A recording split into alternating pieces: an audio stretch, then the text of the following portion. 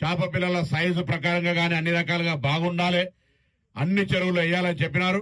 నేను పెద్దలు మంత్రి గారిని కోరుతున్నా, మా హుస్నాబాద్ ప్రాంతంలో ఉన్నటువంటి ప్రతి చెరువులో కొంత సంఖ్య పెంచి ఈ ప్రాంతం అంతా కూడా వెనుకబడ్డ ప్రాంతం, గ్రామీణ ప్రాంతం, పల్లెలు పేదలకు ఆహారంగా ఉపయోగపడి ఉపాధి కూడా అవకాశం ఉండే విధంగా ఉండేటువంటి ఈ యొక్క మత్స్య సంపదను కొంత ఎక్కువ సంఖ్యలో మీరు ఇచ్చేటువంటి దానికి 3 లక్షల పిల్లలు ఇచ్చినారు.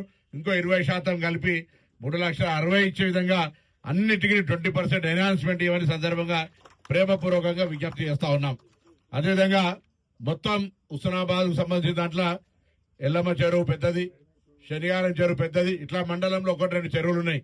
కానీ అట్లీస్ట్ ఇక్కడ ఇది మున్సిపాలిటీ కాబట్టి మార్కెటింగ్ అవకాశం కూడా ఉంటుంది.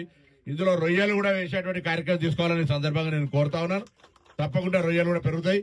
ఈ విధంగా ఈ టూరిజం ప్రాంతం కూడా కొంత డెవలప్మెంట్ చేసేటువంటి ఆలోచనతో నడుస్తా ఉంది.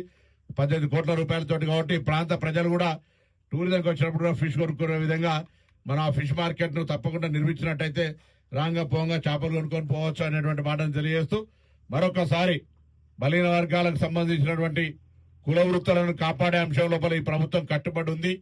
అది చేనేత కార్మికులది కావచ్చు, గీతా కార్మికులది కావచ్చు, మత్స్య కార్మికులది కావచ్చు, రజక కార్పొరేషన్లు కావచ్చు, ఇతరత్ర కుల వృత్తులు చేసుకునేటువంటి యాదవులకు సంబంధించినటువంటి గొల్లకు సంబంధించిన అంశాలు కావచ్చు, అన్ని రకాల అంశాల పట్ల ఈ ప్రభుత్వం చిత్తశుద్దితో ఉంది.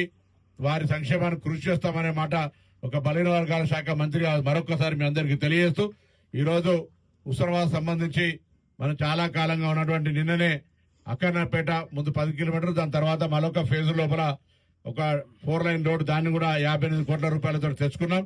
అదేవిధంగా ఇంకా కొన్ని కార్యక్రమాలు మరి ప్రొసీడింగ్స్ శాంక్షన్ రావడానికి ఉన్నాయి.